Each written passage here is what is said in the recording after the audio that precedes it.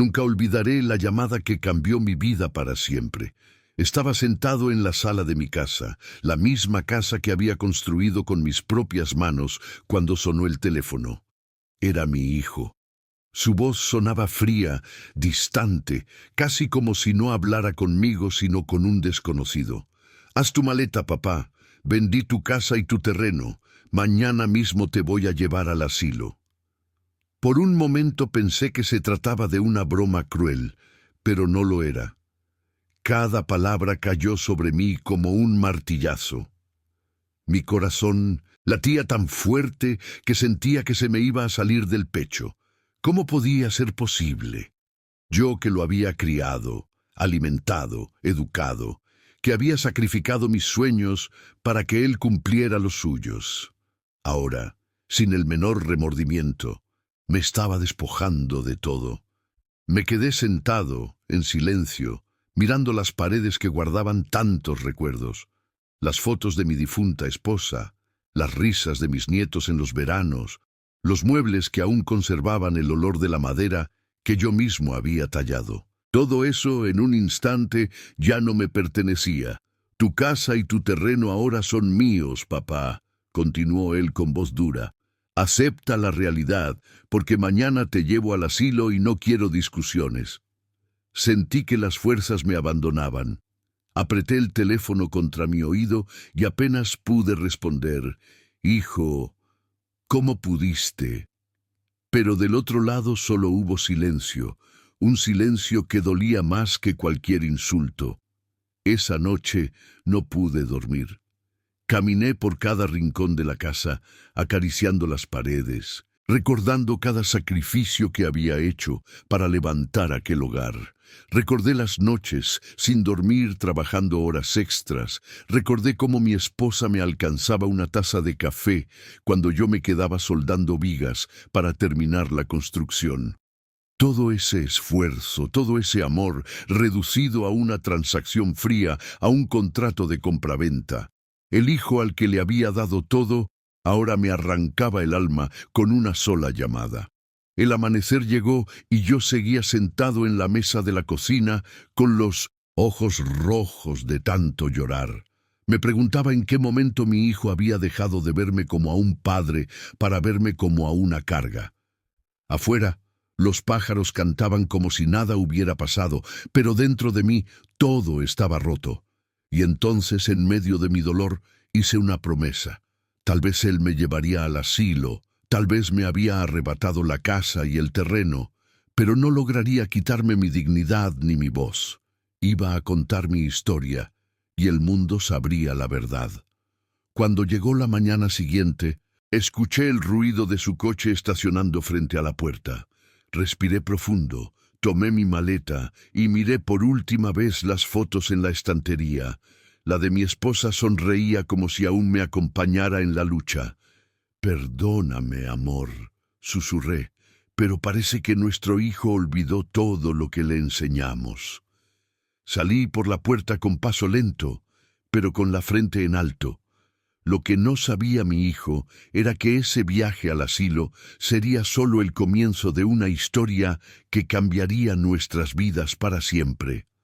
El coche arrancó y yo miraba por la ventana cómo se alejaban los árboles y las calles que habían sido parte de mi vida durante décadas. Cada esquina me traía un recuerdo. Las caminatas con mi esposa, los juegos de mi hijo cuando era niño, las celebraciones familiares, pero él, sentado al volante, no decía nada, ni una sola palabra de consuelo, solo el sonido del motor y el frío en su mirada. «Papá, entiende de una vez», murmuró finalmente. «Ya no puedes vivir solo. Eres una carga. El asilo es lo mejor para ti». Cerré los ojos para contener las lágrimas. No era el asilo lo que dolía, era la traición. No me dolía en el cuerpo, me dolía en el alma. Al llegar al edificio del asilo, un lugar gris y silencioso, lo primero que sentí fue el olor a desinfectante mezclado con resignación. Vi ancianos sentados en los pasillos, mirando al vacío, como si ya hubieran entregado la última chispa de esperanza. Mi hijo me ayudó a bajar la maleta, pero ni siquiera me sostuvo del brazo. «Aquí estarás mejor». «Cuidado», dijo, evitando mirarme a los ojos. «Vendré a visitarte cuando pueda». Yo asentí, aunque por dentro gritaba. Sabía que sus visitas serían cada vez menos, hasta desaparecer. Me dejaron en una habitación pequeña, con una cama metálica y una ventana que daba a un muro gris. Esa primera noche en el asilo fue la más larga de mi vida. Escuchaba los suspiros de otros ancianos, algunos llorando en silencio, otros llamando por hijos que nunca vendrían. Pensé en mi esposa, en cómo ella jamás me habría dejado en un lugar así. Ella luchó conmigo, hombro a hombro, hasta el último día de su vida. Cómo nuestro hijo, fruto de nuestro amor, había terminado olvidando todo eso. En medio de mi desesperación, cerré los ojos y me prometí que no dejaría que mi historia terminara allí. No me rendiría, no iba a convertirme en una sombra más entre esos muros. Pasaron los días y empecé a hablar con otros residentes. Historias de abandono se repetían una y otra vez. Hijos que habían vendido casas, nietos que jamás aparecían, familias que se habían olvidado de quienes los criaron. Cada testimonio era como un espejo de mi propia tragedia. Pero en lugar de hundirme más, sentí que algo se encendía en mí. No estaba solo en ese dolor, y quizás, si mi voz era lo suficientemente fuerte, podría darle esperanza a otros que habían sido silenciados.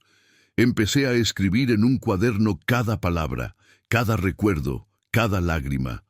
Un día, mientras escribía, una enfermera se acercó y me preguntó qué hacía. Le conté que estaba narrando mi historia, para que el mundo supiera cómo un hijo puede vender la casa y el terreno de su propio padre para encerrarlo en un asilo. Ella me miró con los ojos húmedos y me dijo: «Debe compartirlo, don Manuel. Su voz puede ser la voz de todos los que están aquí». Sus palabras me dieron fuerza. Tal vez había perdido mis tierras, mi casa y hasta la compañía de mi hijo, pero aún tenía algo más poderoso: la verdad. Y con esa verdad iba a luchar. Con el paso de las semanas, aprendí a observar en silencio. Cada rincón del asilo tenía una historia escondida. Había un anciano que fue profesor universitario, pero sus hijos jamás regresaron después de dejarlo allí. Una mujer que había criado sola a 4 hijos, y ninguno fue a visitarla en Navidad. Escuchar esas historias me desgarraba, pero también me hacía comprender que mi dolor no era único. Todos habíamos sido olvidados por quienes más amábamos. Una tarde, sentado en el patio interior, miré al cielo y pensé en mi esposa. Ella siempre decía: «Manuel, la verdadera riqueza no está en la tierra ni en las casas, sino en el amor que dejas en los demás». Pero, ¿qué pasa cuando incluso ese amor es traicionado? Cerré los ojos y juré que no permitiría que mi hijo borrara mi historia. No podía cambiar el hecho de estar allí, pero sí podía decidir cómo enfrentarlo. Esa fue la primera vez que comprendí que aún tenía fuerza. No era un anciano acabado, era un hombre con voz, con memoria y con dignidad. Un día recibí una llamada inesperada.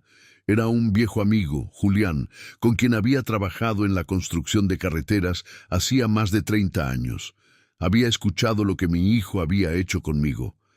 «Manuel», me dijo con voz firme, «esa tierra no era solo tuya, era parte de nuestra historia. Tú la trabajaste, tú la cuidaste.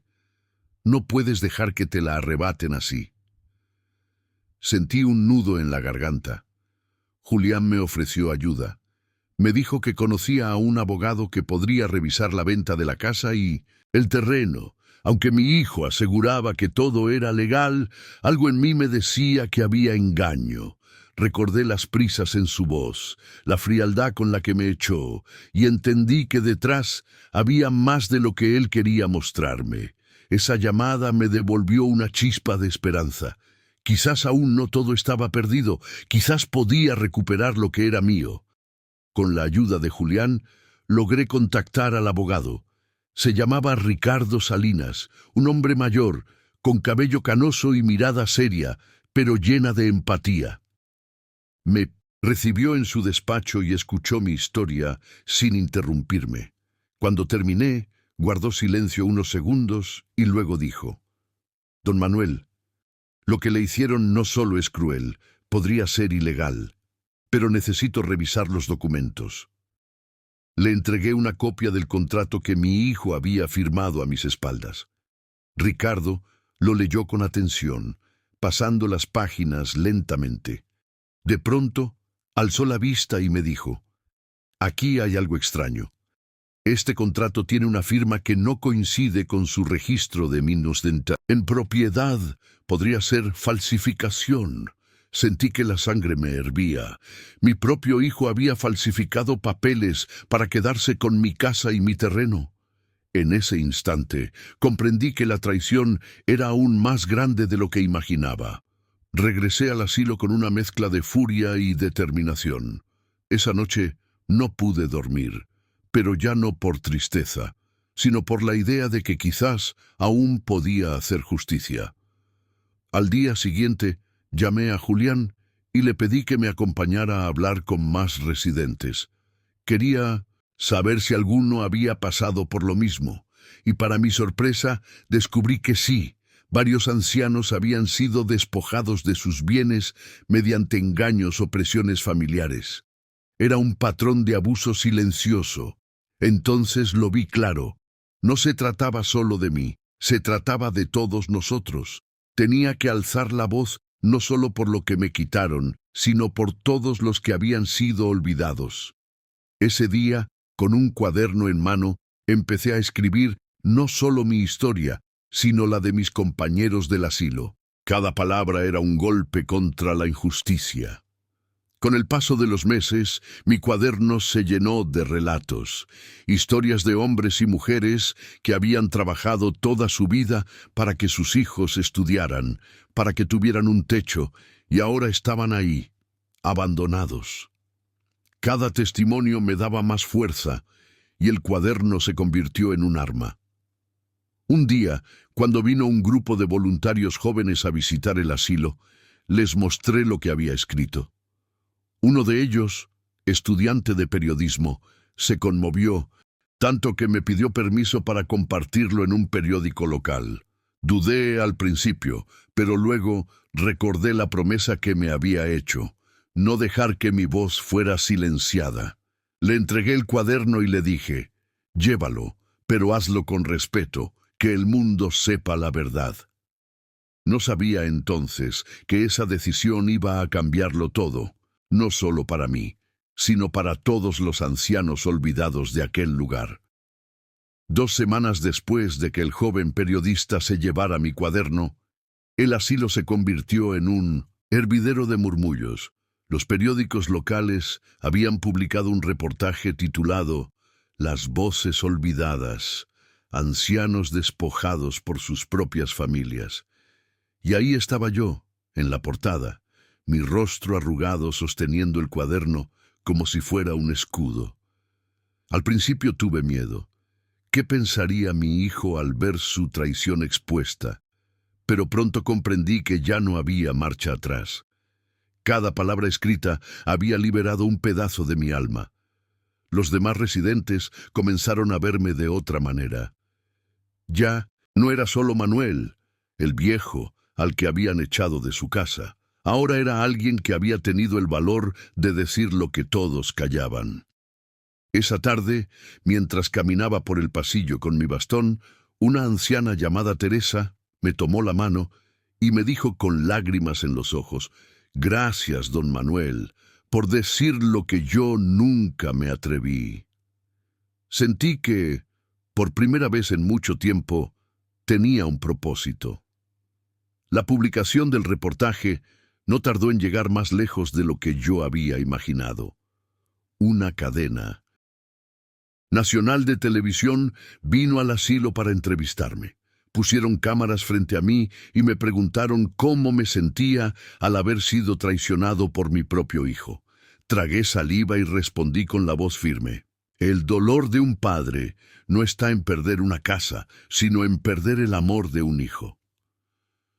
Hubo un silencio que se podía cortar con un cuchillo.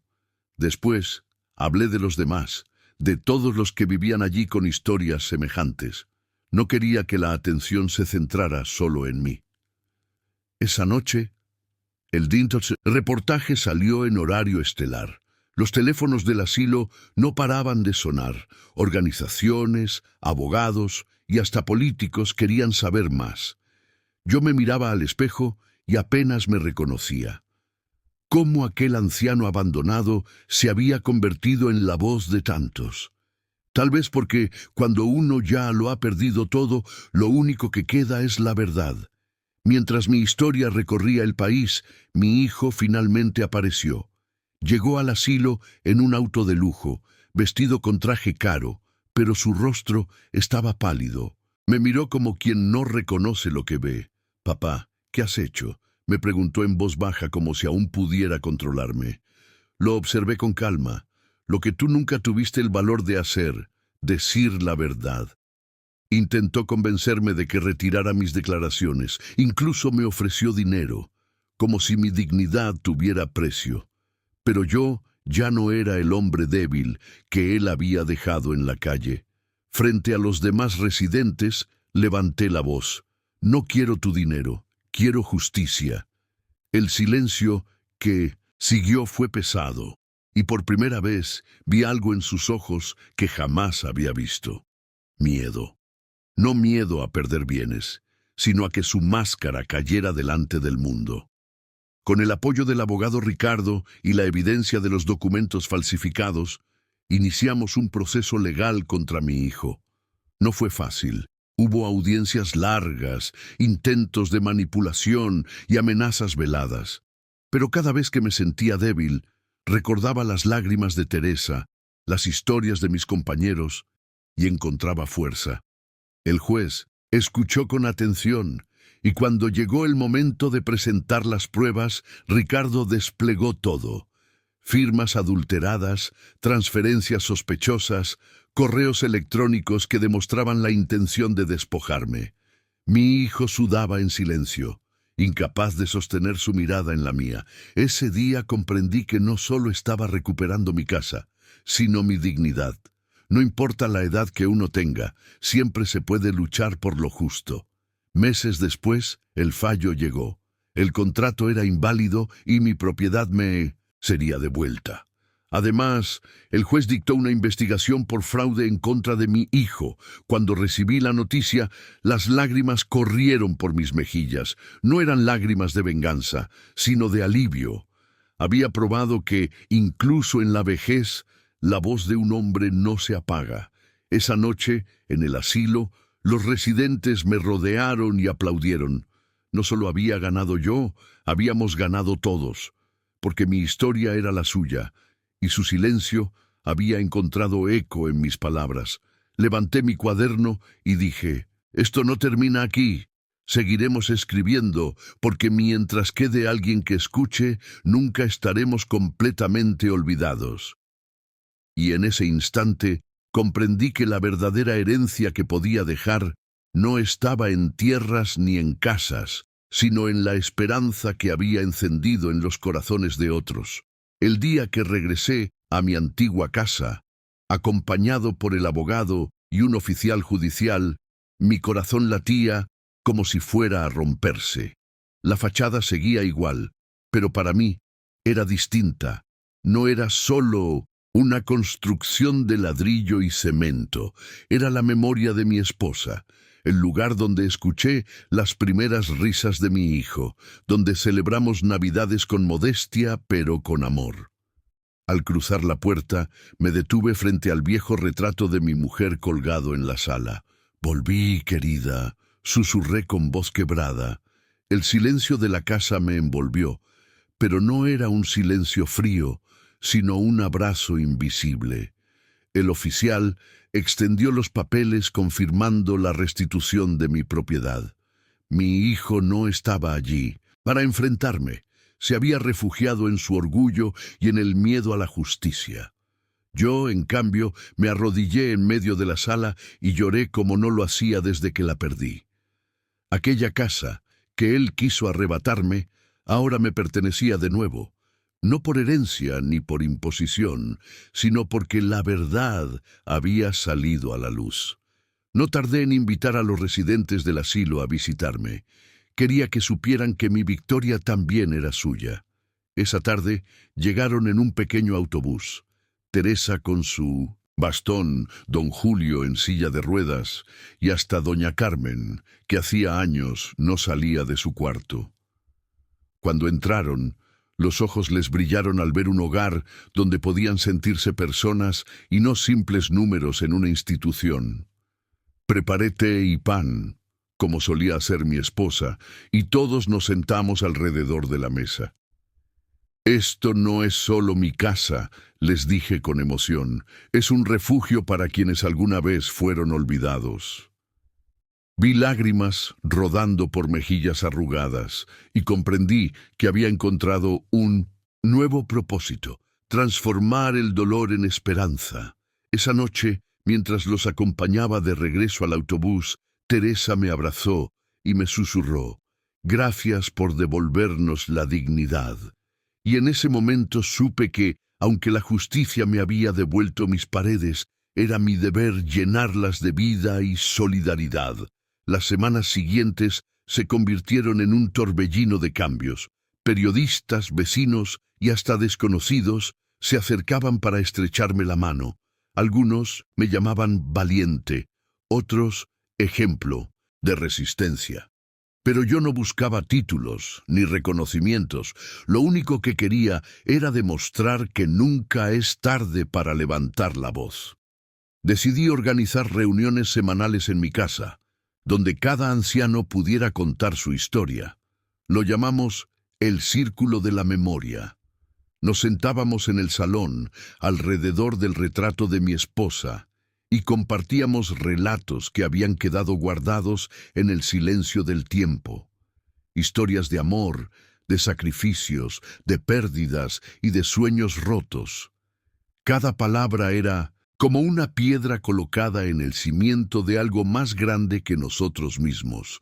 Los jóvenes del pueblo empezaron a asistir también, y poco a poco se creó un puente entre generaciones. Ya no éramos invisibles, éramos maestros de vida, narradores de verdades que nadie podía borrar.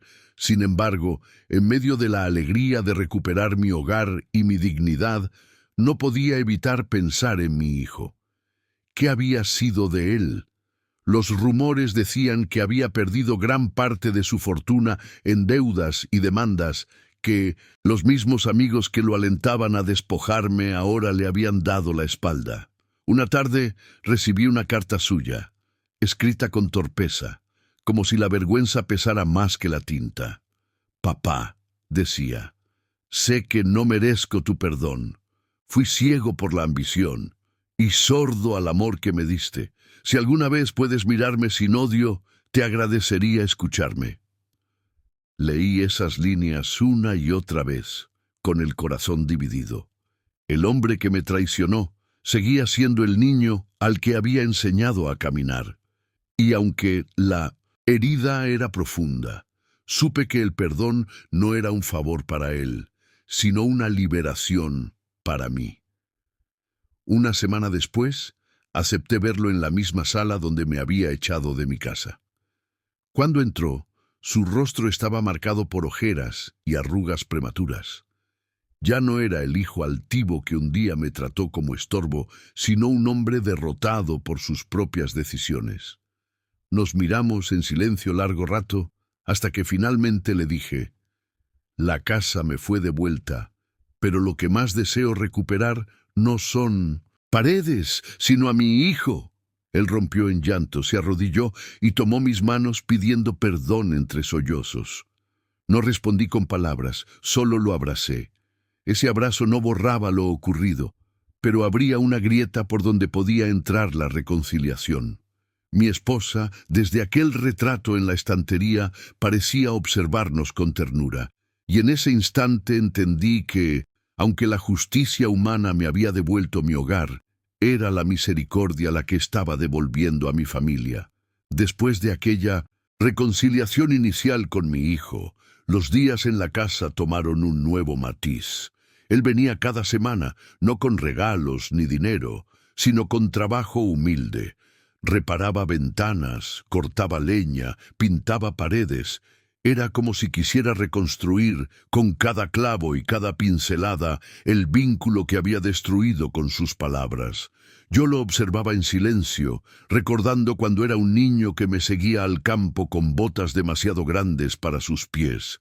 Ahora, aquel hombre cansado parecía buscar, en cada gesto, el perdón que aún no podía pronunciar en voz alta. Una tarde, mientras arreglábamos juntos el porche, me dijo: «Papá, sé que nunca volveré a ser el hijo que merecías, pero quiero ser el hombre que mi madre soñó que yo fuera». Su voz quebrada me atravesó el alma. No respondí con discursos largos, solo puse mi mano en su hombro y asentí. A veces, las palabras sobran cuando la vida ya habla por nosotros. El retrato de mi esposa en la estantería se convirtió en el centro de nuestras reuniones familiares. Cada vez que mi hijo venía, lo miraba con los ojos humedecidos, como si le hablara en silencio. Yo también lo hacía. Frente a esa imagen no podíamos ocultar nada. Nuestras culpas y dolores quedaban expuestos. Una noche, mientras cenábamos en la mesa que había visto tantas navidades pasadas, mi hijo levantó la mirada hacia el cuadro y murmuró: «Mamá, perdóname». Yo cerré los ojos, dejando que las lágrimas corrieran libres. Era como si ella todavía estuviera allí, guiándonos desde el silencio. En ese momento entendí que la verdadera herencia de mi esposa no fueron casas ni cuentas bancarias, sino la capacidad de amar incluso después de la traición. La reconciliación no borraba el pasado, pero nos daba la posibilidad de escribir un futuro distinto, y eso era un regalo invaluable. La comunidad también empezó a notar el cambio en nosotros. Aquellos que antes habían criticado mi debilidad por confiar demasiado, ahora se acercaban para felicitarme por haber resistido y, más aún, por haber perdonado. Algunos me decían: «Usted ganó más que la casa, ganó a su hijo de vuelta». Yo sonreía, sabiendo que esa era la verdadera victoria. Empecé a organizar comidas comunitarias en el patio, invitando a vecinos, ancianos y hasta jóvenes que buscaban escuchar historias. Mi hijo se unía a esas reuniones y aunque al principio lo miraban con recelo, poco a poco se ganó nuevamente el respeto de todos. Ya no era el hombre soberbio que me humilló, sino alguien que reconocía sus errores y estaba dispuesto a enmendarlos. Vi en sus gestos la semilla de un nuevo comienzo, y cada vez que lo veía servir un plato de comida a un anciano, sentía que mi esposa, desde algún lugar, sonreía orgullosa. El invierno llegó con fríos intensos, pero en mi corazón había un calor que no sentía desde hacía años. La casa, antes símbolo de pérdida y humillación, se había transformado en un refugio de esperanza. Cada rincón parecía contar una historia distinta. El porche donde mi hijo y yo compartíamos, silencios. La cocina donde aún preparaba el té como a mi esposa le gustaba. La estantería con su retrato iluminado por una vela cada noche. A veces me sentaba frente al fuego y pensaba en cómo la vida había dado tantas vueltas. Estuve a punto de perderlo todo, incluso la fe en mi propia familia. Y sin embargo, allí estaba, rodeado de calor humano y de nuevas oportunidades. El dolor del pasado seguía allí, pero se había transformado en un recordatorio de que incluso las heridas más profundas pueden sanar cuando se riegan con amor y paciencia. El día que cumplí 60 años, mis amigos del asilo, mis vecinos y hasta mi hijo organizaron una celebración sorpresa en el patio de la casa. Había música, comida sencilla y risas que llenaban el aire. Frente a todos, mi hijo tomó la palabra. Con la voz temblorosa confesó sus errores, habló de su ambición, de cómo casi destruyó a su propio padre y terminó diciendo: «Hoy quiero agradecer a mi papá, porque en lugar de devolverme odio, me devolvió la vida». Todos aplaudieron, y yo, con lágrimas en los ojos, lo abracé frente a todos. Fue el regalo más grande que pude recibir, no solo la justicia que me devolvió la casa, sino el amor que me devolvió a mi hijo. En ese instante, mirando al cielo estrellado, susurré: «Gracias, mi amor», a mi esposa, sabiendo que esa reconciliación era también obra de ella. La noche siguiente me quedé despierto hasta tarde, pensando en cada detalle de lo ocurrido. El eco de las palabras de mi hijo seguía retumbando en mi cabeza como un martillo. «No eres nadie, papá, no mereces nada de lo que tenemos». Me preguntaba en qué momento aquel niño que yo había criado con tanto amor se convirtió en alguien capaz de despreciarme de esa manera. La respuesta no era sencilla, pero en el fondo sabía que había permitido demasiado, había cedido demasiado, había entregado todo sin pedir nada a cambio. Y ahora, con la pérdida de mi esposa aún fresca, me encontraba solo, frente a una casa que alguna vez estuvo llena de risas, ahora convertida en un recuerdo vacío. Me prometí no hundirme en la tristeza. Si algo me había enseñado la vida, era que hasta en los momentos más oscuros se puede encontrar una chispa de esperanza. Miré el retrato de mi esposa en la repisa, y sus ojos parecían decirme que no bajara los brazos, que aunque nuestro hijo me hubiera despreciado, todavía había dignidad que defender y un futuro por construir, incluso si ese futuro debía comenzarlo solo, desde cero. A la mañana siguiente me levanté temprano, aunque no había dormido mucho. El aire fresco me golpeó el rostro y me devolvió un poco de fuerza.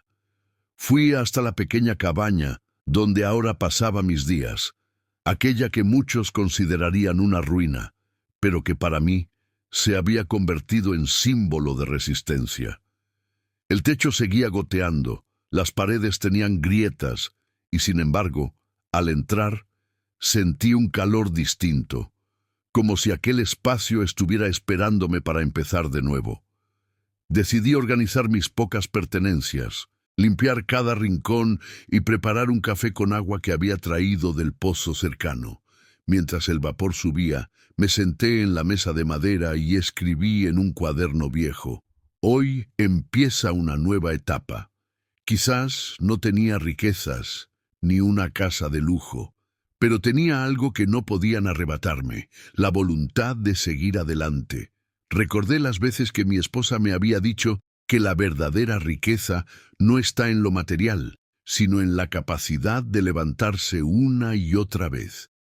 Con esas palabras en mente, me dispuse a enfrentar lo que viniera sin importar cuánto dolor hubiera detrás de mí.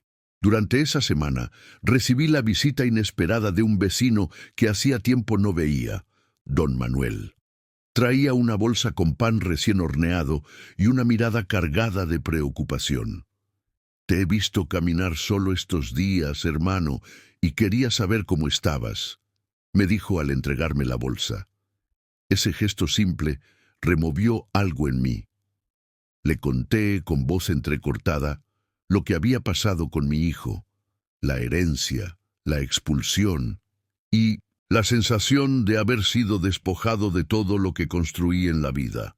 Don Manuel escuchó en silencio, asintiendo con la cabeza de vez en cuando, y cuando terminé, puso su mano en mi hombro.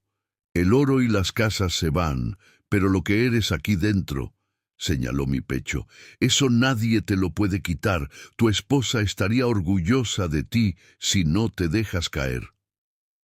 Sus palabras me dieron una calma que hacía semanas no sentía.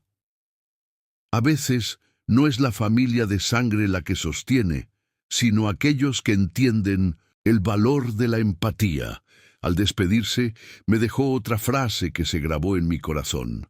No olvides, viejo amigo, incluso las raíces más profundas florecen después de la tormenta. Esa noche, mientras cenaba el pan que don Manuel me había traído, pensé en cómo la vida siempre ofrece pequeñas luces en medio de la oscuridad. El sabor sencillo de aquel alimento me recordó a los tiempos en que mi esposa y yo nos sentábamos juntos, riendo por tonterías, sin imaginar que un día estaría solo en aquella mesa. Pero incluso en la soledad, me descubrí sonriendo al recordar su voz, su risa, su manera de regañarme cuando olvidaba apagar la lámpara. Fue entonces cuando comprendí que, aunque ya no estaba físicamente, ella seguía conmigo en cada recuerdo, en cada consejo que alguna vez me dio, y esa certeza me dio fuerza.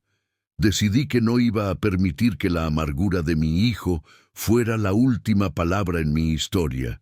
Tenía que honrar a mi esposa, a mi esfuerzo, a todo lo que alguna vez construimos. Quizás no podría recuperar lo material, pero sí podía recuperar mi dignidad. Y mientras el viento soplaba fuerte afuera, levanté el retrato de mi esposa y lo coloqué en un lugar especial de la cabaña, como símbolo de que a partir de ahora viviría para hacer justicia a su memoria. Los días siguientes estuvieron llenos de trabajo duro, pero también de pequeñas victorias. Reparé una de las ventanas con tablas viejas que encontré en el cobertizo, arreglé la puerta que chirriaba y conseguí encender un viejo fogón que hacía años no funcionaba. Cada logro, por pequeño que fuera, me hacía sentir más dueño de mi destino. Y fue en medio de ese proceso cuando me di cuenta de algo. Mi hijo me había quitado la casa, el dinero y hasta la ilusión de pertenecer a su vida, pero no podía quitarme la capacidad de reinventarme. Esa revelación fue liberadora. Una tarde, mientras recogía leña, vi a lo lejos a unos niños jugando en el campo vecino. Corrían, reían, y por un momento recordé cuando mi hijo tenía esa misma edad, cuando todavía me miraba con admiración y orgullo. Una punzada de nostalgia me atravesó. Pero en lugar de caer en la tristeza, decidí aferrarme a ese recuerdo como prueba de que alguna vez sí hubo amor entre nosotros. Quizás, pensé, aún habría esperanza de que un día pudiera recuperar no lo que me fue arrebatado, sino lo más importante, la posibilidad de reconciliación. Una mañana fría de domingo, mientras el sol apenas asomaba entre las nubes, escuché un ruido de motor, acercándose por el camino de tierra. Me asomé por la ventana y vi un auto que reconocí de inmediato. Era el de mi hijo. Mi corazón empezó a latir con fuerza, una mezcla de esperanza y temor. ¿Qué lo traía aquí después de tantas semanas de silencio? Salí al porche y lo vi bajar del vehículo. Su rostro estaba cansado, marcado por ojeras, y no tenía la arrogancia de siempre. Caminó despacio hacia mí y se detuvo a unos metros como si no supiera qué decir. Finalmente levantó la vista y murmuró: «Papá, creo que cometí un error». Esas palabras tan simples y tan pesadas me golpearon más fuerte que cualquier insulto. Quise responder con rabia, recordarle cada desprecio, pero la voz de mi esposa resonó en mi interior. La compasión es más fuerte que el rencor. Respiré hondo y lo invité a sentarse conmigo en el viejo banco de madera. Aquel gesto abrió una puerta que ni yo mismo esperaba, una puerta que quizás podía conducirnos a un inicio diferente, aunque la herida aún estuviera abierta. El silencio entre nosotros fue largo, interrumpido solo por el canto lejano de un gallo. Mi hijo parecía luchar contra sus propias palabras, como si la vergüenza lo atara. Finalmente, con voz temblorosa confesó: «Papá, me equivoqué. No debí tratarte así. Pensé que la herencia era lo único que importaba, pero desde que mamá se fue, me siento vacío». Escucharle decir mamá con esa fragilidad removió todo en mí. Era la primera vez que admitía que también lo estaba sufriendo. Me habló de noches sin dormir, de discusiones con su esposa, de la culpa que lo perseguía desde aquel día en que me expulsó de mi propia casa. Lo escuché sin interrumpirlo, dejando que cada palabra saliera con el peso que llevaba dentro. Y en ese instante comprendí algo. Mi hijo no era el villano de mi vida, sino un hombre perdido, atrapado en la soberbia y en la ambición que lo habían consumido. No lo justificaba, pero sí explicaba su comportamiento.